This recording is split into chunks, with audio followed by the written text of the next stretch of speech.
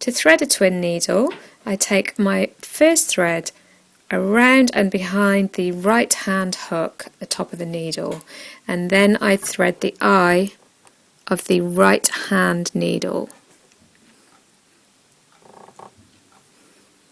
and pass that thread under my sewing foot. I then take the second thread, and this thread goes behind the left hand hook at the top of the needle and then is threaded into the left eye of the left needle.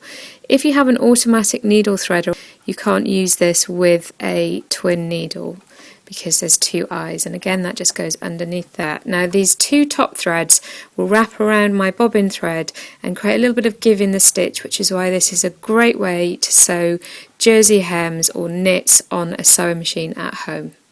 To start sewing my hem, I've pressed up a 2 centimetre seam allowance. This could be whatever seam allowance you like, and then I have pinned from the right side, so because I need the twin needle to be on the outside, not on the underneath, so I need to stitch from the outside to use my seam allowance groove and start sewing. As I sew, I'm going to lightly stretch my project so that there's plenty of give in my stitching, and that's because this particular fabric's got quite a lot of rebound.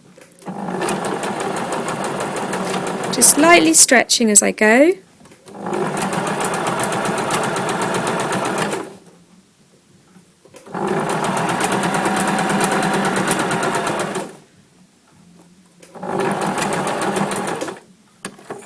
So here's my finished hem, and I've got 2 rows of parallel stitching on the outside of my garment, and there's plenty of stretch, so these stitches won't be snapping and my garment's not going to feel too tight. When I turn this over, what you see is that the underneath, the bobbin threads have kind of almost zigzagged, and they allow the fabric to keep stretching, and that's a great way to sew knits and jersey at home.